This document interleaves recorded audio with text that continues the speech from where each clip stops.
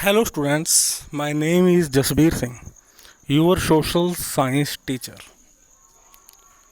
हमारा आज का टॉपिक है लेक्स इन इंडिया।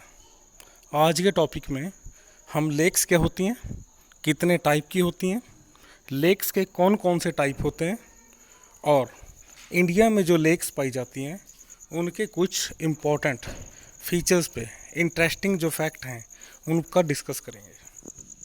तो फर्स्ट ऑफ ऑल हम देखते हैं कि लेक्स क्या होती हैं। ए lake is a large area of water surrounded by land.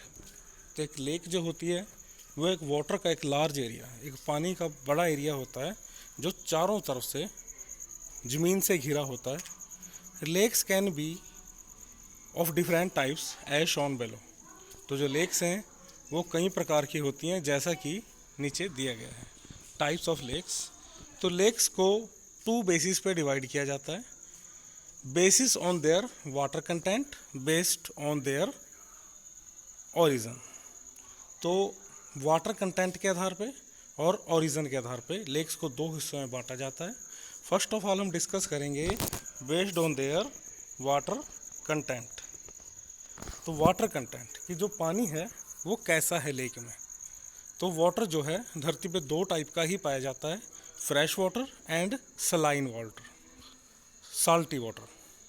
तो fresh water means for example Nainital Uttarakhand. तो फ्रेश वाटर लेक कौन सी होती है? ऐसी लेक जिसमें पीने लायक पानी हो। जैसे कि हम देखते हैं कि अर्थ के ऊपर 71% एरिया पानी से घिरा है और उसका 98% सलाइन वाटर है। वो सिर्फ पूरे जो ओशन है, जो सीज हैं, उनमें भरा पड़ा है। लेकिन जो फ्रेश वाटर है वो ऐसा पानी होता है जो पीने लायक हो, जो किसी रिवर के मुहाने पे या रिवर के साथ बना हो या किसी पहाड़ी की ढलान पे बना हो जहाँ पर पहाड़ की बर्फ़ पिघल के आती हो या पहाड़ से निकलने वाली किसी नदी का उसमें पानी आता हो। तो फ्रेश वाटर वो वाटर होता है जिसे पिया जा सके और सलाइन वाटर को पिया नहीं जा सकता। तो फ्रेश वाटर की जो लेक का एग्जाम्पल है वो उत्तराखंड की नैनीताल लेक है, जो नैनीताल में ही पड़ती है। इसे नैनीताल, ताल मीन्स लेक, ठीक है।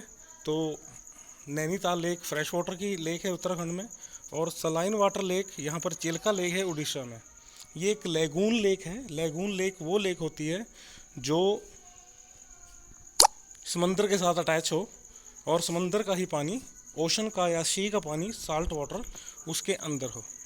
इसके अलावा राजस्थान की सांभर लेक भी एक साल्टी लेक है, लेकिन वो एक लैंड लॉक्ड लेक है जिसमें अरावली माउंटेन से निकलने वाली लूनी नदी का पानी आता है। तो वो भी एक साल्टी वाटर लेक है। उसके बाद सेकंड है बेस्ड ऑन देयर ओरिजिन। तो ओरिजिन के आधार पे भी जो लेक्स हैं उनको दो हिस्सों में बांटा जाता है, nature lake and human made lake. तो जैसे कि यहाँ के इन लेक्स के नेम में ही इनका आंसर निकल जाता है, इनका समझ में आ जाता है आंसर। नेचर लेक वो होती है जिसे नेचर ने बनाया है, formed as a result of the flowing process. तो इसको हम आगे डिस्कस करेंगे। पहले हम ह्यूमन मेड लेक के बारे में समझ लेते हैं। ह्यूमन मेड लेक वो लेक होती है जिसे ह्यूमन एक्टिविटी के द्वारा बनाया गया हो, या तो इंसानों ने खोद के बनाया हो या इंसान ने कोई डैम वगैरह, डैम जैसा कोई स्ट्रक्चर बनाया हो जिसके कारण पानी रुकने के कारण बन गया हो। तो डग टू स्टोर वाटर और formed as a result of damming for hydel power. तो पानी को स्टोर करने के लिए खोद के बनाई गई लेक, या फिर डैमिंग यानी कि डैम बनाने के कारण, यानी कि डैम जो हाइडल पावर यानी कि पानी के साथ बनाई गई जो बिजली होती है उस पर्पज़ के लिए जो डैम बनाए जाते हैं उससे जो लेक बनती है उसे ह्यूमन मेड लेक कहते हैं। जो पंजाब के अंदर भाखड़ा नग्गल डैम है, उस डैम को बनाने के कारण जो पानी रुक गया है उसके ऊपरली साइड में, जिसे हम गोविंद सागर लेक कहते हैं, वो एक ह्यूमन मेड लेक है। अब हम नेचर लेक्स के बारे में डिस्कस करेंगे यहाँ पे। तो सबसे पहले आती है बारी ग्लेशियल लेक की। ग्लेशियल लेक क्या होती है? तो ग्लेशियल लेक का जो नाम है वो ग्लेशियर से बना है। ग्लेशियर क्या होता है कि जब जो ऊंचे पहाड़ होते हैं, माउंटेन्स होते हैं, हाई एल्टीट्यूड के कारण उनके ऊपर बर्फ़ पड़ती है और वो बर्फ़ जो होती है वो पहाड़ की टॉप पे ही रुक जाती है। और उसके बाद वो बर्फ़ जो है पिघल के आस पहाड़ के साथ लगती जो खाई होती है उसमें उसका पानी चला जाता है, और ऐसी लेक को ग्लेशियल लेक कहते हैं। सिक्किम के अंदर सोमगो लेक जो है वो इसका एक एग्जाम्पल है। दूसरी है टेक्टोनिक लेक। टेक्टोनिक लेक वो लेक होती है जो टेक्टोनिक एक्टिविटी के कारण बनी हो। जो धरती की जो टेक्टोनिक प्लेट्स होती हैं, जो हमारी क्रस्ट है अर्थ की, इसको कई हिस्सों में डिवाइड किया जाता है जिनको टेक्टोनिक प्लेट्स कहते हैं, जिनमें कई बार वोल्केनो के कारण या अर्थक्वेक के कारण टेक्टोनिक मूवमेंट होती है, और उसके कारण धरती के अंदर कुछ गैप बन जाते हैं और बाद में उनमें पानी भरने से वहाँ लेक बन जाती है। उसे टेक्टोनिक लेक कहा जाता है जो इस तरह की एक्टिविटी से बनी हो। और जम्मू कश्मीर की जो वूलर लेक है वो टेक्टोनिक लेक है, तो वो इसका एग्जांपल है। नेक्स्ट है साल्ट लेक्स। साल्ट लेक क्या होती है? When a river ends before reaching the sea. अक्सर हम देखते हैं कि जो रिवर्स हैं वो माउंटेन से निकलती हैं और उनका पानी समंदर में चला जाता है, सी में चला जाता है।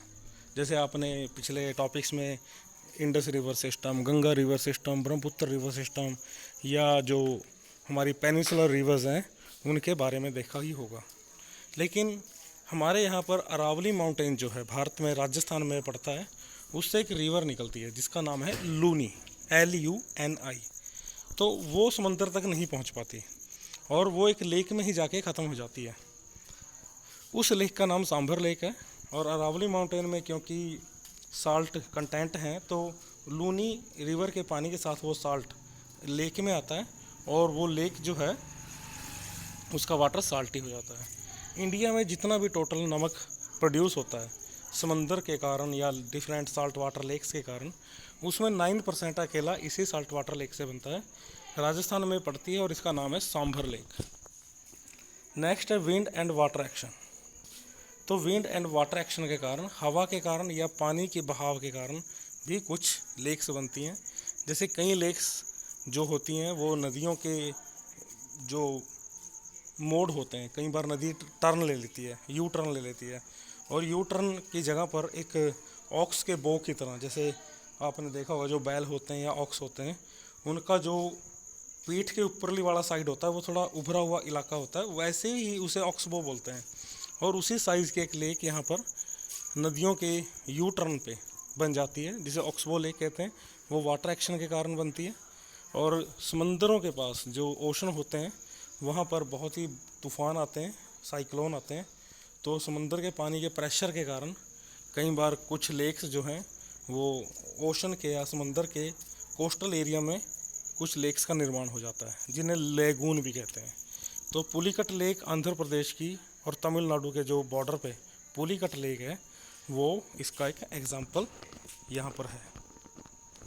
ठीक है, तो यहाँ इसके बाद हम समझते हैं, यहाँ पर हम डिस्कस करेंगे some interesting facts about India's lake. India's की जो लेक्स हैं उनके बारे में कुछ इंटरेस्टिंग फैक्ट यहाँ पर डिस्कस करेंगे। Chilka lake is the largest salt water lake in India. तो जो चिल्का लेक है ये इंडिया की सबसे बड़ी साल्ट वाटर लेक है, ये उड़ीसा में पड़ती है। Many lakes changes their size depending on the season. तो कई लेक्स ऐसी होती हैं जो सीज़न के हिसाब से उनका साइज़ बनता है, कम बड़ी, वो बड़ी या छोटी हो जाती हैं। जैसे कि वूलर लेक जो है वो 30 स्क्वायर किलोमीटर से लेके 260 स्क्वायर किलोमीटर के बीच में अपना साइज़ बनाती है, और इसका जो साइज़ है वो 40,000 फुटबॉल मैदानों जितना बड़ा होता है। The salt produced from the saline water of Sambhar lake account for 9% of total salt produced in India. तो इंडिया में जो टोटल साल्ट प्रोड्यूस होता है उसका 9% अकेला सांभर लेक से ही बनता है। Pulicat lake encompasses the Pulicat lake bird sanctuary which attract up to 12,000 flamingos in winter.